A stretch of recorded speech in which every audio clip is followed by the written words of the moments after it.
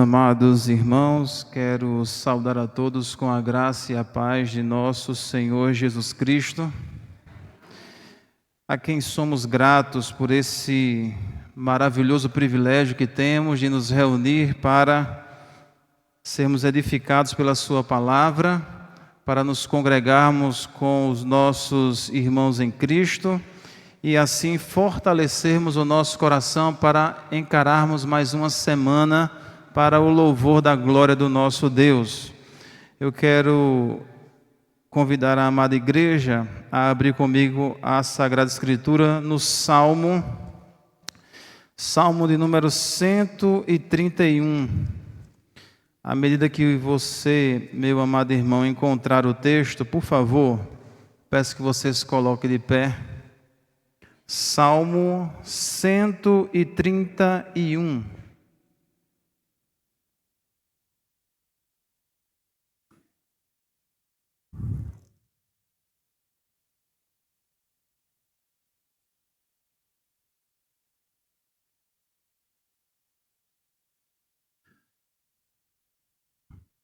E assim nos fala a santa palavra de Deus.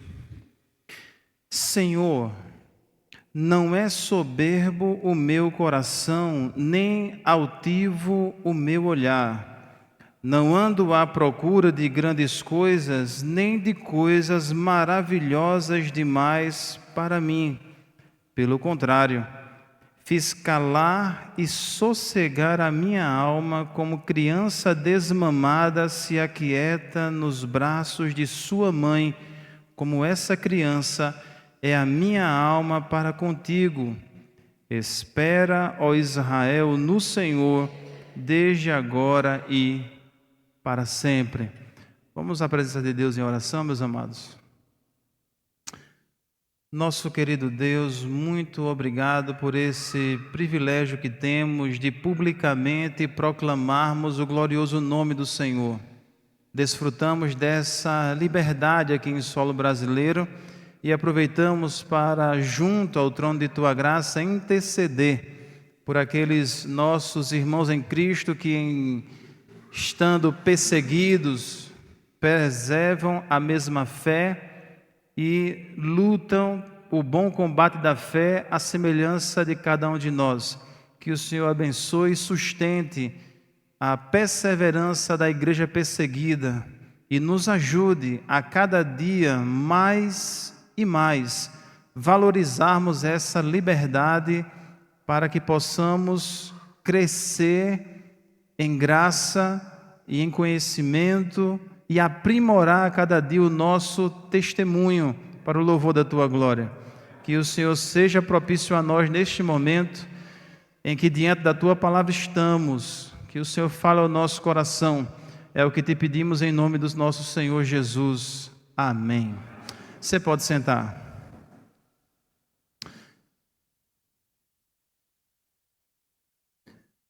Confiar em si mesmo. Ser o protagonista da sua própria história, superar seus limites e tantas outras afirmações semelhantes a essas trazem para nós um pouco do que é o espírito do homem do nosso tempo, da sociedade em que estamos inseridos. Ou seja, o eu, o ego, a autoconfiança se tornou um padrão comum para todos, desejável, incentivado. Agora, Deus e sua vontade estão sendo cada vez mais banidos, desprezados, inteiramente removidos da vida, dos planos, até porque há tanto e tanto esforço para que cada um, assim como o nosso primeiro pai lá no jardim, traga para si a soberba, se revista da arrogância e do auto-engano de achar que é Deus. Hoje nós vemos isso estampado em muitos rostos, escritos em muitos livros, cantado em muitas músicas e vivido por muita gente. Mas, e louvado seja Deus, porque nós estamos aqui, vemos isso de perto, mas nós somos o povo de Deus, os peregrinos do Senhor neste mundo.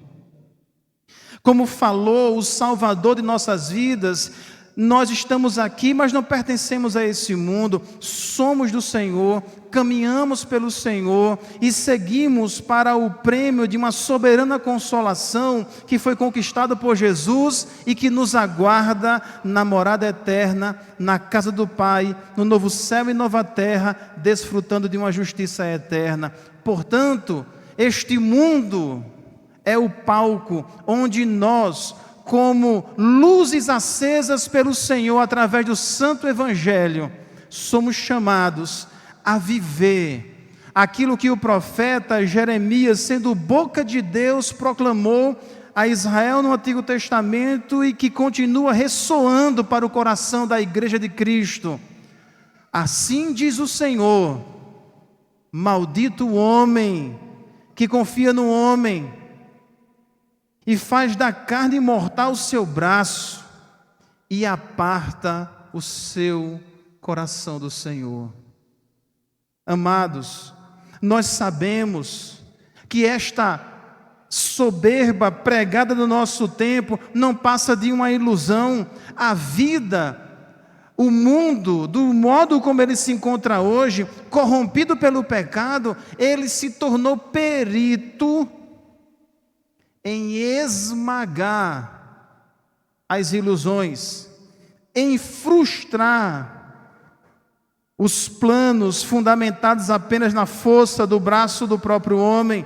Portanto, nós temos que conservar em nossa mente e coração a consciência de que as circunstâncias da vida esmagam, impiedosamente esmagam aqueles que se acham deuses. Mas para nós e para todo o que nele crê, as circunstâncias são usadas para nos fortalecer, amadurecer e nos tornar cada vez mais próximos de Deus, que se deleitam em Deus, que descansam na certeza de que eu não posso tudo, eu não sei de tudo, mas eles podem, Ele faz, Ele é Deus, e bendito seja o seu nome. Ele é o meu Deus, Ele é o seu Deus. Portanto, como também diz o profeta, bendito o homem que confia no Senhor e cuja esperança é o Senhor.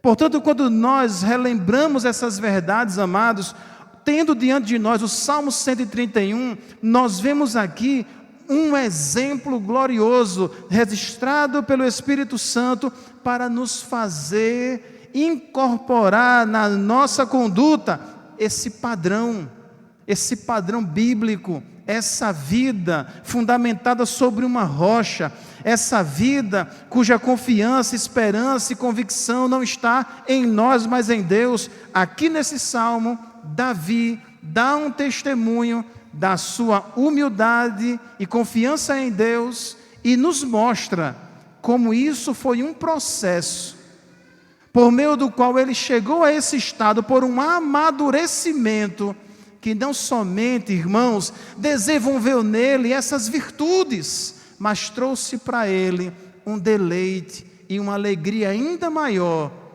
em Deus. E essa é a nossa confiança. Este salmo, portanto, ele nos chama a encontrar um contentamento em Deus e depositar nele a confiança para o nosso viver. E que pela graça do Senhor possamos encontrar nessa noite, nessas palavras do salmo, a satisfação que o nosso Deus nos propõe E essa vida que expressa a grandeza da humildade que se aprende aos pés da cruz de nosso amado Senhor Jesus Cristo. Portanto, vejam comigo, meus amados irmãos, o conteúdo desse salmo. Ele se divide em duas partes. A primeira, o salmista Davi está falando com Deus.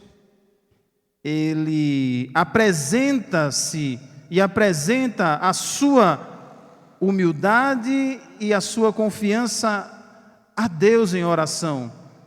E no segundo momento, esse salmo faz um convite a todo o povo a confiar no Senhor.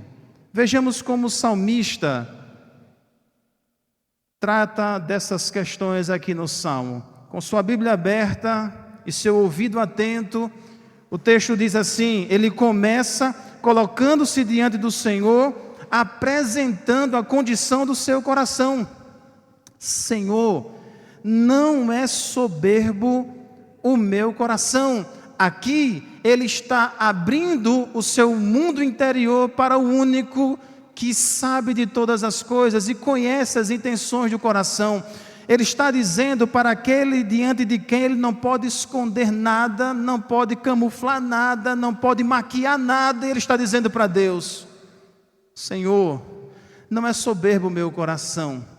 Por essa razão, muitos homens de Deus ao longo da história olharam para esse salmo. Alguns chegaram a dizer que era um salmo que nem todo crente poderia orar. Alguns chegaram a dizer que nenhum crente poderia cantar esse salmo.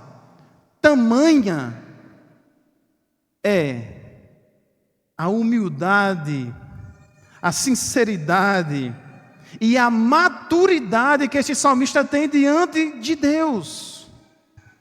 Portanto, o que é que ele está dizendo? Senhor, o meu coração, a minha forma de me enxergar, o meu mundo interior, os meus segredos, as minhas percepções, as minhas compreensões, o que está dentro da minha mente, não há soberba.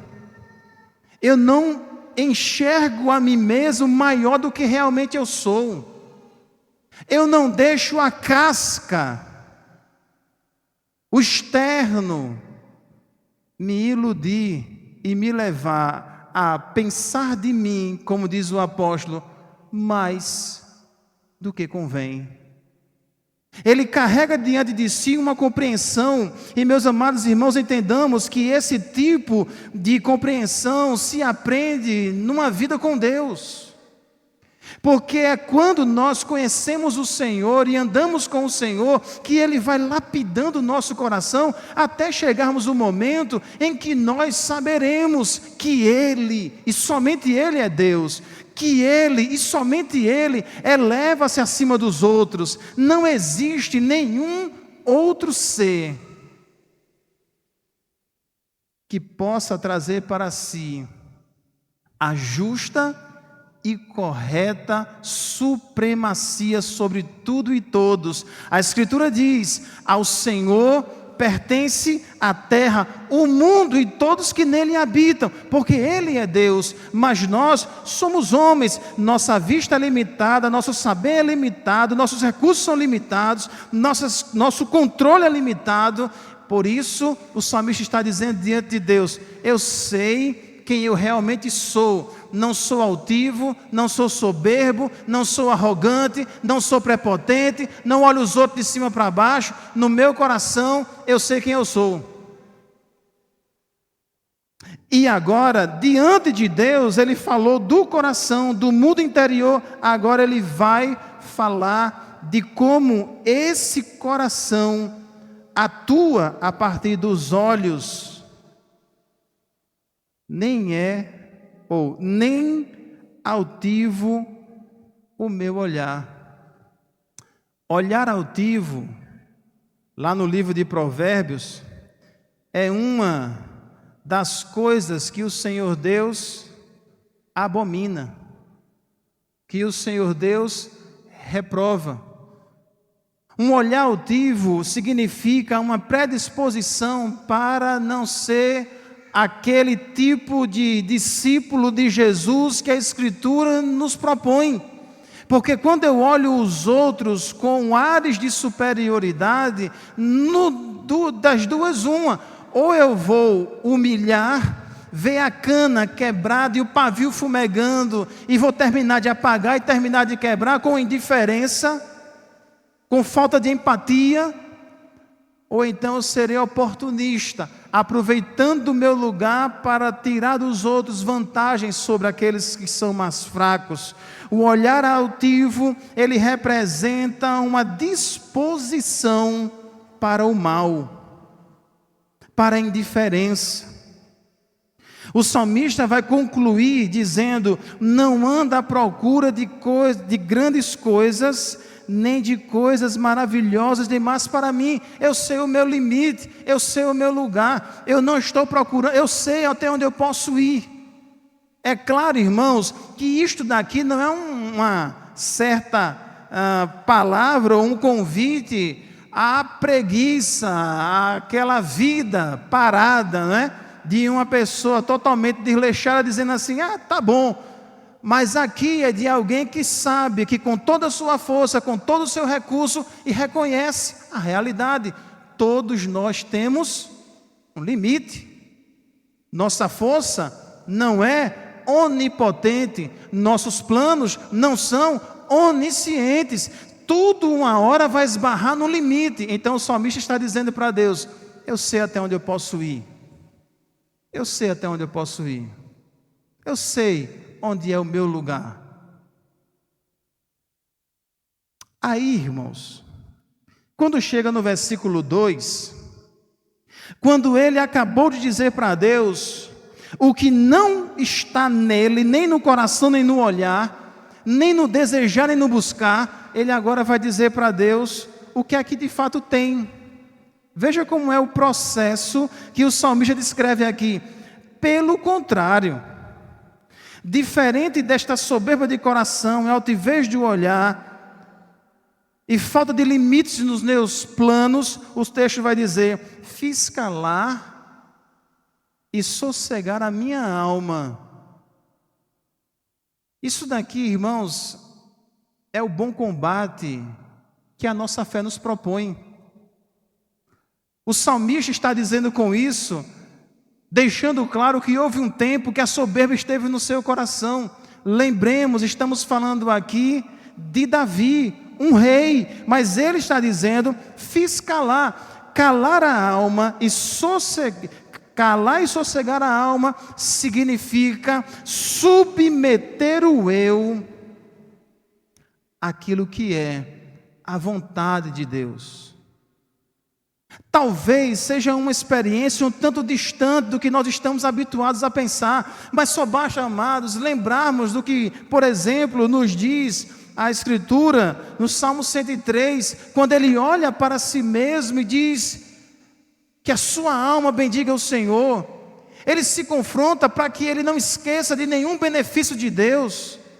No Salmo 46, o salmista novamente olha para a sua alma e diz: por que estás inquieta? Por que estás abatido a minha alma? Espera em Deus. A grande diferença, meus amados irmãos, entre a vida do ímpio e a vida do justo, do que teme a Deus, do que não teme, do que tem Jesus como Salvador e o que não tem, é essa gloriosa voz, é esse bendito combate, é essa santa possibilidade. Nós não somos mais escravos do pecado. Qualquer desejo na vida do crente que o faz caminhar para a soberba, o conduz para a altivez, e isto não procedeu do Espírito Santo. Isto é negligência, se deixando novamente escravizar, depois que o Santo Senhor Jesus o libertou. Mas vejam, amados irmãos, que o texto está dizendo é de um soldado cujas armas espirituais não estão guardadas e nem estão inabilitadas, mas estão sendo usadas para que o coração se aquiete. Quando vem aquela sensação, aquele pensamento, aquele sentimento, aquela vontade: isso não é para mim, isso não se encaixa no meu padrão, isso não é coisa de cristão, isso não pertence A vida de um discípulo, fazer a alma calar, é quando a pessoa sabe que tem uma voz que é maior, mais poderosa do que a voz do meu e do seu coração, e é a voz do Deus que nos fala ao coração pela palavra. E vem um glorioso, um bendito e um santo e santificador. Não foi para isso que você foi salvo, não é para isto que você me serve, não é este o objetivo da sua vida. Ele fez calar todo o coração. Todo cristão ainda tem o resíduo do pecado. Isso significa que não vai faltar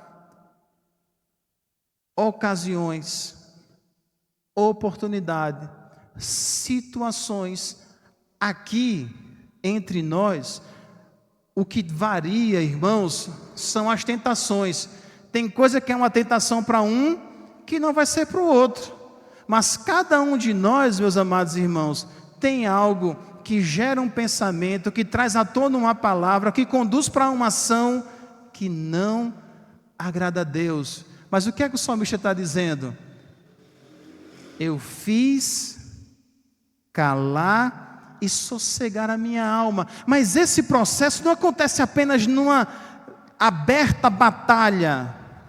É dentro de uma estrutura de amor. Veja como ele retrata, meus amados irmãos, esse bom combate.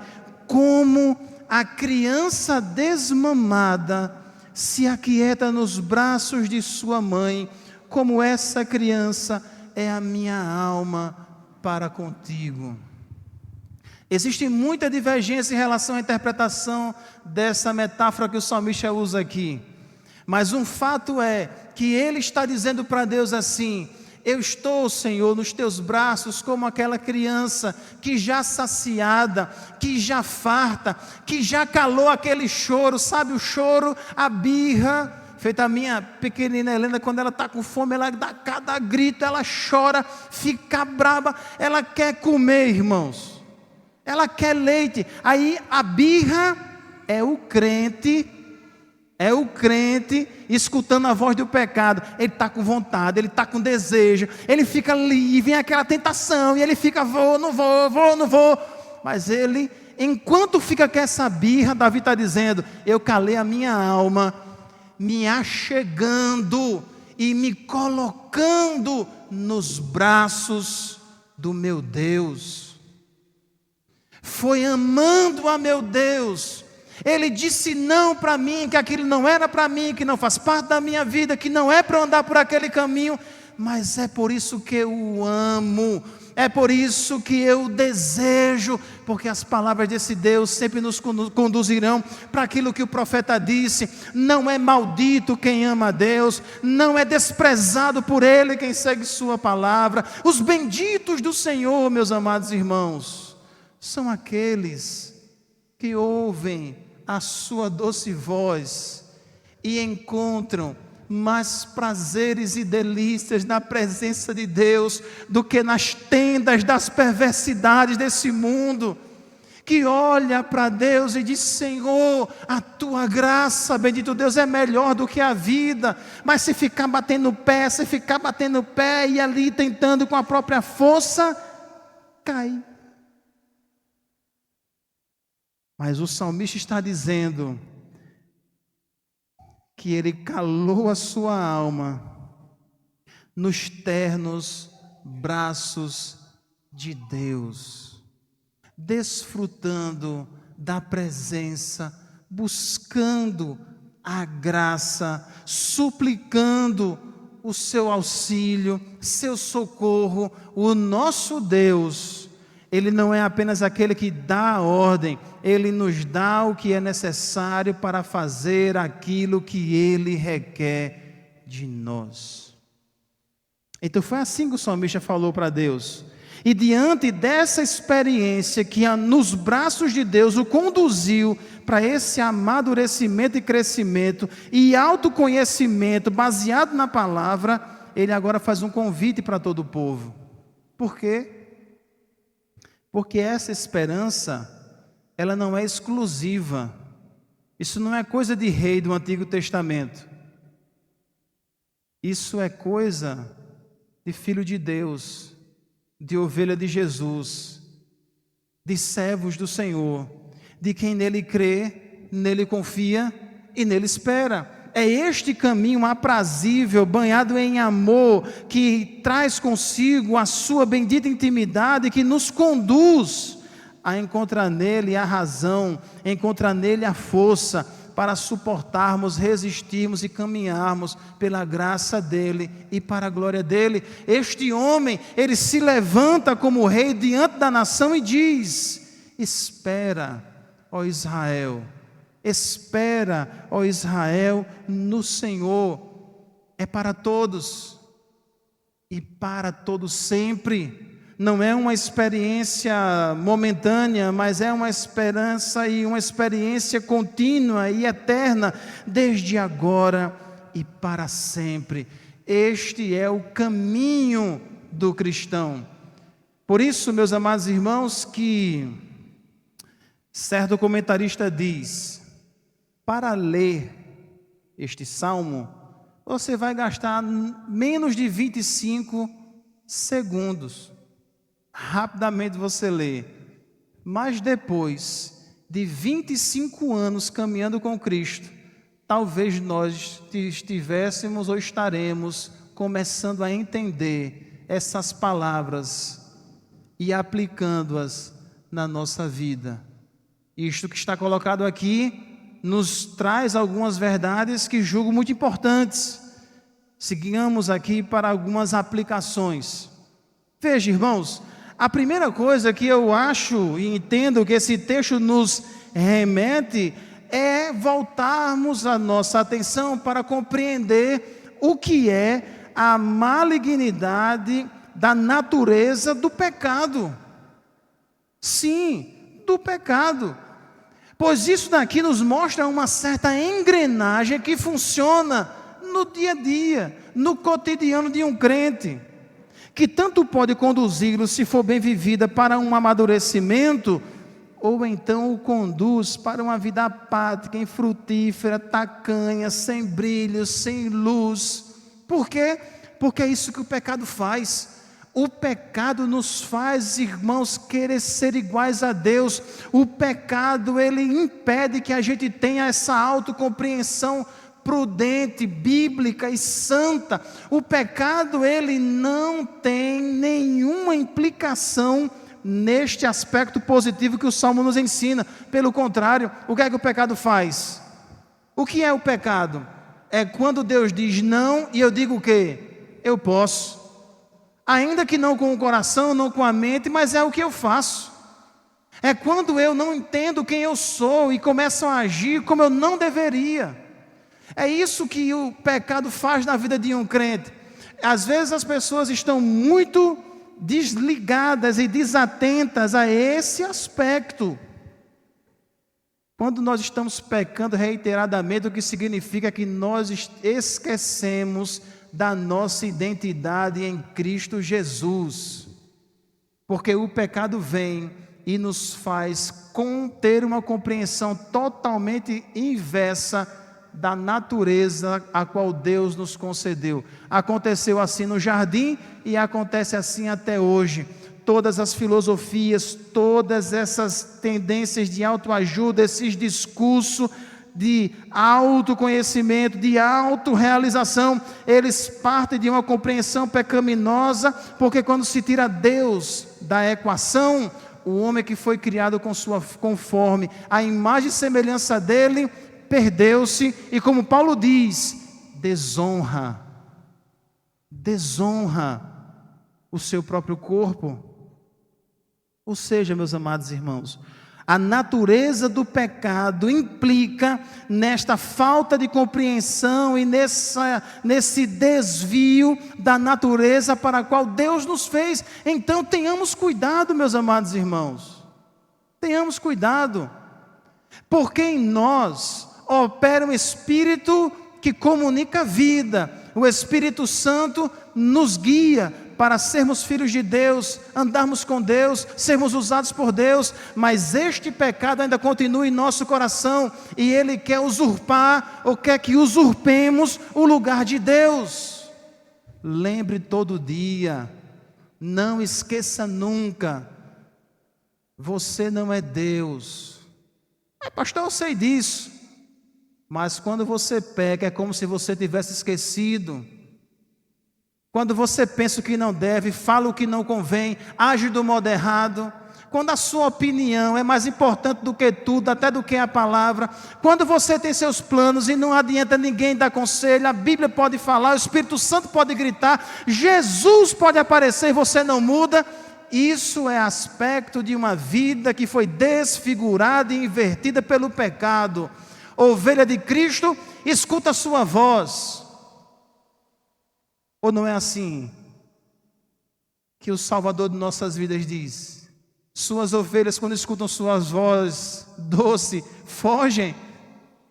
As suas ovelhas, quando escutam sua voz, se escondem.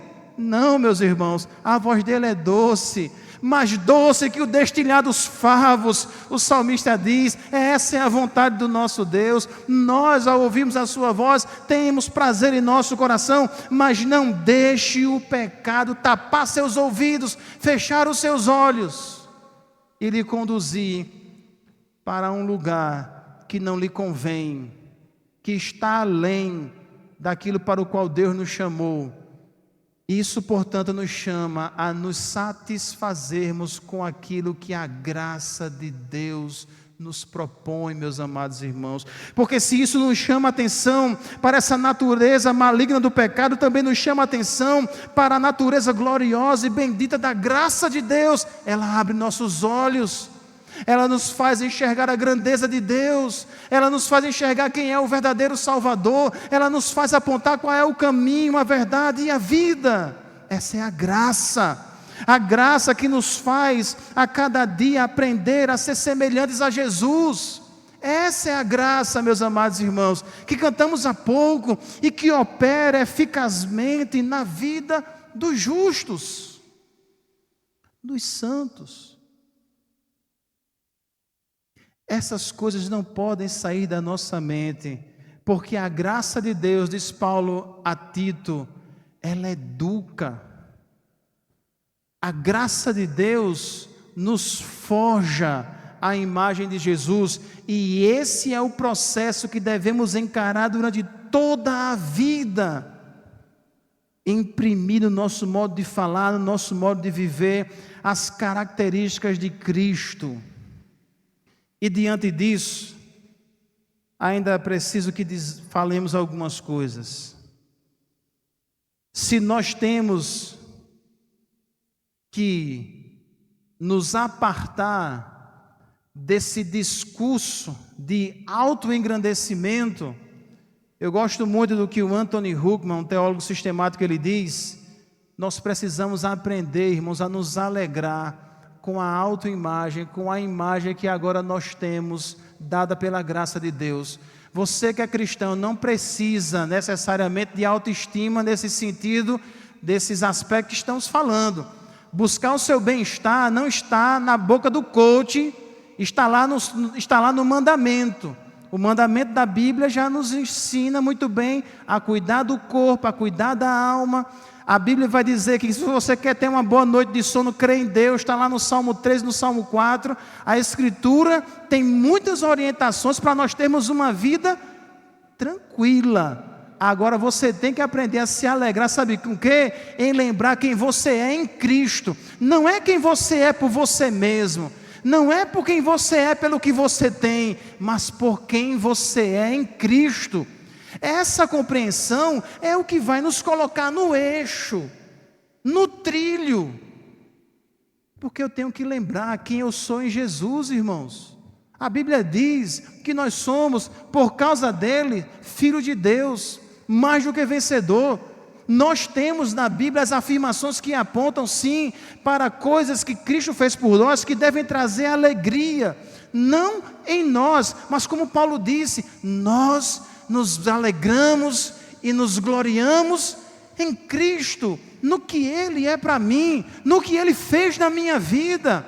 Não é para a gente andar, irmãos, cabisbaixo e tentar levantar a cabeça escutando o que os ímpios têm a dizer. Nós levantamos a nossa cabeça e trazemos alegria para o nosso viver, trazemos ânimo para a nossa vida, esperança para o nosso dia a dia, por causa de quem nós somos em Cristo. E essa, sem sombra de dúvidas, faz parte de uma das grandes bênçãos que os peregrinos do Senhor têm a desfrutar nessa vida. E já tendo falado tanto do nosso Salvador, nós queremos terminar, meus amados, lembrando do seu exemplo. E eu quero convidar você a abrir a Sagrada Escritura na carta aos Filipenses. Filipenses capítulo 2. Pois se o testemunho pessoal do salmista nos trouxe tantas lições, eu quero terminar apenas lendo o testemunho, o trabalho, a humilhação e a humildade do nosso Salvador. Veja o que diz a partir do versículo 5. Tende em vós o mesmo sentimento que houve também em Cristo Jesus, pois Ele, subsistindo em forma de Deus, não julgou por usurpação o ser igual a Deus, antes a si mesmo se esvaziou, assumindo a forma de servo, tornando-se em semelhança de homens, e reconhecido em figura humana, a si mesmo se humilhou, tornando-se obediente até a morte, e morte de cruz. Mas é por esta humilhação, é por este esvaziamento que todos nós que cremos podemos olhar para aquele salmo e dizer: este é o santo caminho que Deus me chama a trilhar, porque nesse Cristo, por esse ato, nós tudo podemos naquele que nos fortalece, que nos sustenta, que nos acolhe, que nos abraça, que nos ama.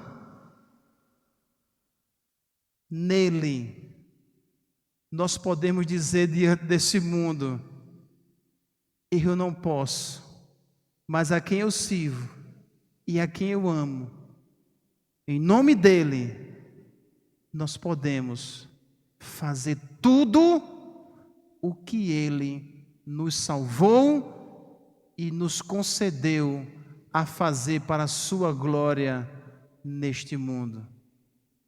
Que nessa noite, se alguém ainda não tem este glorioso Salvador reinando em seu coração, o convite do Evangelho é este. O convite do Evangelho é: desista de si mesmo e confie naquele que é e naquele que sempre será o único Senhor, Deus e Salvador de todo aquele que nele crê. Curvemos as nossas cabeças, irmãos, e oremos mais uma vez. Oh, nosso amado Deus, nós agradecemos, porque ter os teus ternos braços para nos aquietar, nos consolar, para nele nos fortalecermos no Senhor e na força do teu poder, é um grande privilégio da tua graça. O Senhor, melhor do que ninguém, sabe como está o coração do teu povo nesta noite. A minha oração, ó Deus, é para que aqueles que estão sendo tentados por pecados possam ser pela Tua palavra nessa noite guiados aos Teus braços, à Tua presença, para lembrar quem são e para que foram chamados. Que o Senhor derrame graça sobre aqueles, ó Deus, que porventura, se aqui alguém assim estiver, que tem uma compreensão de si muito além da que convém, traz, ó Deus, sobriedade, põe não os pés no chão, coloca esses joelhos no chão diante da Tua cruz, para lembrarem que nós não somos quem é o Senhor. Que o Senhor tenha de misericórdia daqueles que nos escutam, que ainda não têm essa salvação em seu coração. Que o Senhor quebre todas as amarras, tire as escamas dos olhos, tire do coração todo o engano e lhe dê graça, Senhor, para que creia, arrependa-se e venha fazer parte daqueles que estão peregrinando, aprendendo, crescendo e amadurecendo para a glória do Senhor durante a caminhada nesse mundo. Que o Senhor nos guarde em Teu poder e graça. É o que pedimos, amado Pai, em nome de Jesus. Amém.